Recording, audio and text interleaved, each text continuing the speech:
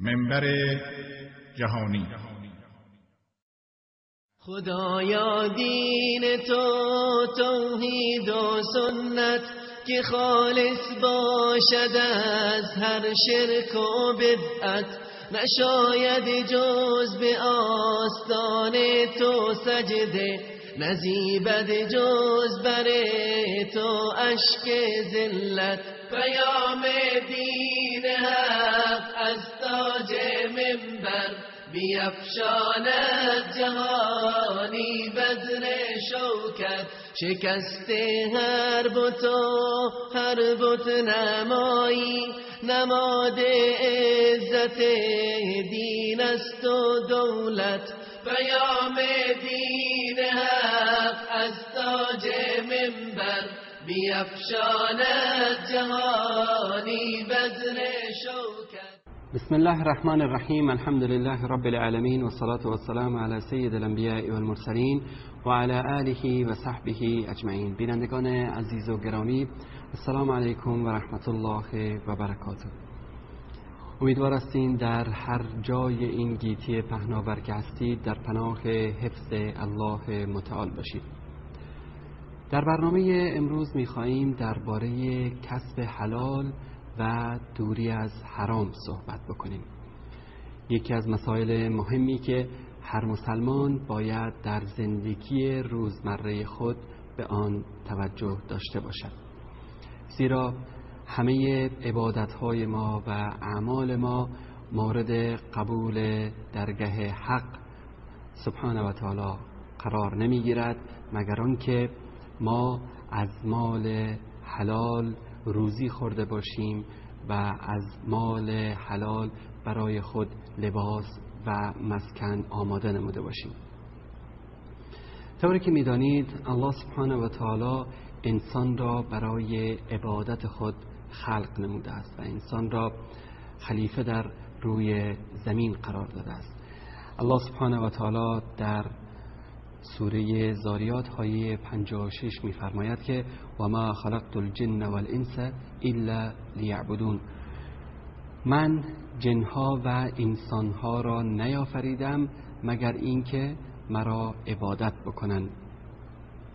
و درباره آدم علیه السلام می‌فرماید که و اذ قال ربک للملائکة انی جاعل فی الارض خلیفه، و آنگاه که پروردگارت به فرشتگان فرمود که من در روی زمین جانشینی قرار دادم.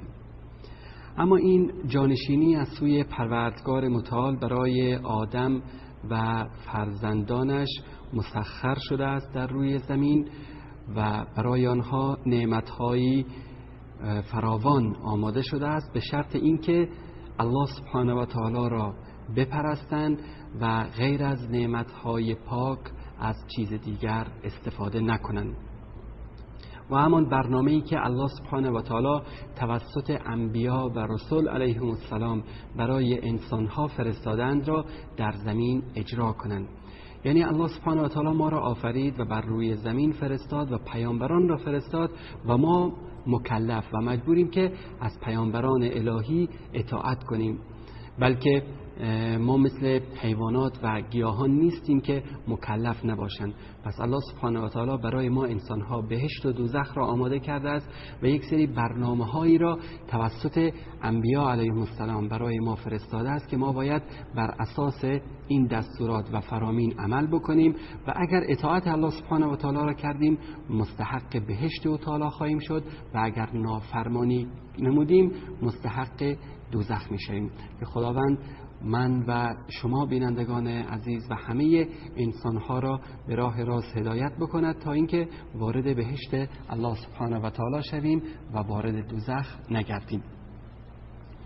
از جمله مسائل بسیار مهمی که در فرامین الهی و سبب دخول به بهشت او تعالی است مسئله مهم کسب حلال است که انسان رزق و روزی حلال بخورد و از حلال استفاده کند و از حرام دوری کند. چنانکه در سوره بقره آیه 168 الله سبحانه و تعالی می‌فرماید که یا ایها الناس کلوا مما فی الارض حلالا طیبا ولا تتبعوا خطوات الشیطان انه لکم عدو مبین. ای کسانی که ایمان آوردید از آنچه در زمین است حلال و پاکیزه را بخورید و از گامهای شیطان پیروی نکنید که او برای شما دشمنی آشکار است. ببینید الله سبحانه و تعالی در زمین برای ما نعمتهای گوناگونی آفریده است و در بین این نعمتها برای اینکه ما را امتحان بکند و ایمان ما را امتحان بکند و اینکه یک میزانی قرار دهد برای اینکه که از الله سبحانه و تعالی پیروی میکند و کی از الله سبحانه و تعالی نافرمانی میکند، یک سری چیزهایی است که آن را برای ما حرام کرده است و گفته است که از اینها استفاده نکنید و یا طرقی را که برای رسیدن به این نعمتها هست جایز دانسته و راههای دیگری را منع قرار داده است. به طور مثال نان خوردن جایز است و این نانی که ما میخوریم الله سبحانه و تعالی آن را برای ما حلال قرار داده است. اما اگر همین نان را ما از پولی که از راه حرام به دست آورده ایم اگر بخوریم، این برای ما حرام شده است و ما مستحق عذاب و غضب الله سبحانه و تعالی میگردیم.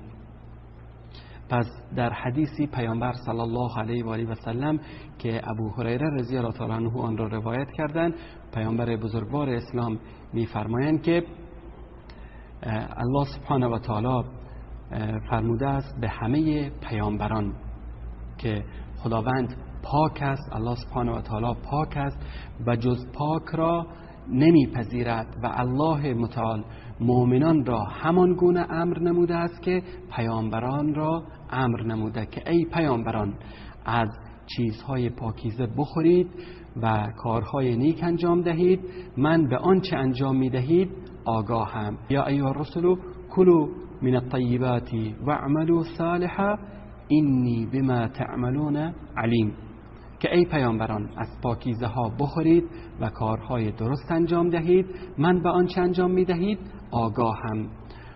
و همچنین در سوره بقره آیه 172 الله سبحانه و تعالی میفرماید که یا ایها الذین آمنوا کلوا من الطیبات، ای کسانی که ایمان آورده اید از پاکی هایی که در روی زمین هست بخورید.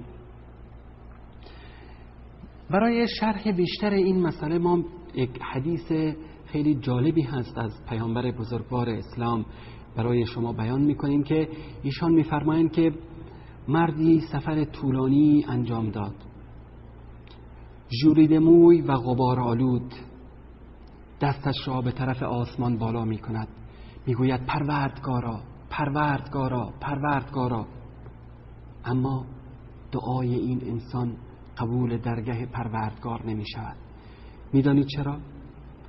زیرا غذایش از حرام بوده است، لباسش از حرام بوده است و حرام خورده است. چگونه دعای او استجابت شود؟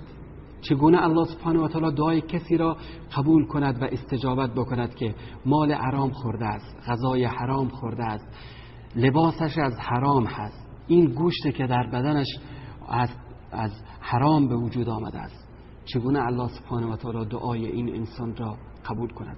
پس برادران و خواهران عزیز و مسلمان، بعضی اوقات اگر که دیدید که الله سبحانه و تعالی خدای نخواسته دعای شما را قبول نکرد یا دعای شما مورد قبول درگاه باری تعالی صورت نگرفت، حتما بیاندیشید، فکر کنید که مشکلی هست، حتما مشکل در ماست. الله سبحانه و تعالی هیچگاه دعای ما را رد نمی کند. اگر ما صادقانه و با اخلاص و با طریق صحیح از الله سبحانه و تعالی چیزی بخواهیم، الله سبحانه و تعالی رد نمی کند. مشکل در ماست، حتما حرامی در زندگی ماست، حتما غذای ما از حرام است یا لباس ما از حرام است یا چیز حرامی در زندگی ما وجود دارد. پس هر وقت این مسائل را از زندگی خود دور کردیم، الله سبحانه و تعالی دعای ما را مورد قبول درگاهش قرار میدهد. ببینید ما درباره همه مسائل مسئولیت داریم، حتی درباره حلال و درباره حرام که براتون ذکر کردیم که مسئله حرام و مورد بازخواست الله سبحانه و تعالی قرار میگیرد. در حدیث شریف پیامبر بزرگوار اسلام صلی الله علیه و آله و سلم می‌فرمایند که پاهای بنده در روز قیامت هنوز جابجا نمی شود تا آنکه درباره عمرش که در چه راهی گذرانده است از او سوال می شود و درباره علمش که با آن چه کرده است و درباره مالش که از کجا به دست آورده است و در کجا خرج نموده است و از بدنش که در چه کاری از آن استفاده کرده است. درباره همه این مسائل او مورد سؤال قرار می گیرد. ببینید که این عمری که ما میگذرانیم 40 سال 50 سال 60 سال 70 سال، از ثانیه این عمر ما الله سبحانه و تعالی سوال می کند که این عمر خود را در کجا گذرانده ای؟ برای چه گذرانده ای؟ آیا این عمر خود را در راه کمک به انسانها، در راه عبادت الله سبحانه و تعالی، در راه خدمت به بشر گذرانده ای، یا این عمر خود را در راه حرام، در راه لهو و لعب، در راه دیدن فیلم و سینما و اموری که در آن معصیت الله سبحانه و تعالی است گذرانده ای؟ از لحظه های عمر ما حساب می شود. همچنین از علما، این علمایی که امروز به مراتب علمی می رسند، باور کنید وظیفه علما خیلی سخت است، خیلی مشکل است. از هر کلمه علمی که آموختن الله سبحانه و تعالی از آنها سوال می کند که آیا این علمی را که آموخته اید به آن عمل کرده اید و آیا این علمی را که آموخته اید به دیگران به دیگران آموزانده اید، دیگران را از آن آگاه کرده اید؟ پس مسئولیت بزرگی است. همچنین از مالی که از کجا به دست آورده اید و در کجا آن را خرج کرده اید. اگر شما تجارت میکنید، الله سبحانه و تعالی از شما بازخواست میکند که این مال خود را از چه راهی به دست آوردی و در کجا این را خرج خواهی کرد. یکی از مسائل مهم دیگری که باید خدمت شما عزیزان بیان بکنم و در مسائل کسب حرام هست، مسئله سود یا ربا هست که متاسفانه در بین مسلمانان رایج شده است و سبب بدبختی مسلمانان هم این است که این مسئله را خیلی سهل و آسان پنداشتن. الله سبحانه و تعالی در سوره بقره آیه 257 می‌فرماید که الذين يأكلون الربا لا يقومون الا كما يقوم الذي يتخبطه الشيطان من المس. کسانی که ربا میخورن یا سود میخورن از قبر بر نمیخیزن مگر مانند برخاستن کسی که شیطان بر اثر تماس او را آشفته کرده باشد. و نکته خیلی مهم هست که در اینجا باید خدمت شما عزیزان بیان بکنم که کسی که سود میخورد به جنگ الله و پیامبر رفته است. در سوره بقره آیه 278 الله سبحانه و تعالی میفرماید که یا ایها الذین آمنوا اتقوا الله و ذروا ما بقی من الربا ان کنتم مؤمنین فان لم تفعلوا فاذنوا بحرب من الله و رسوله. ای کسانی که ایمان آورده اید، تقوای پروردگار را پیشه کنید، آنچه از ربا باقی مانده است رها سازید و اگر چنین نکردید بدانید که با الله و رسولش به جنگ برخاسته اید. آیا ما انسان‌های ضعیف قدرت جنگ با الله سبحانه و تعالی و پیامبرش را داریم؟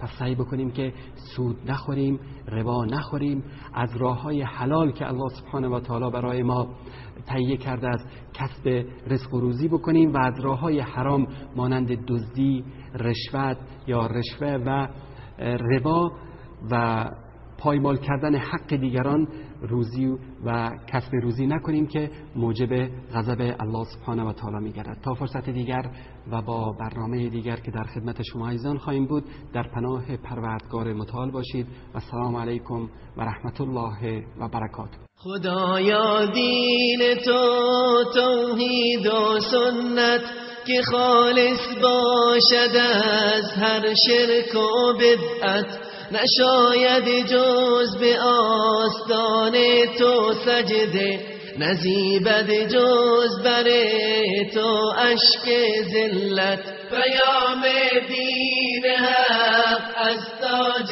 منبر بیفشاند جهانی بزر شوکت، شکست هر بت و هر بت نمایی، نماد عزت دین است و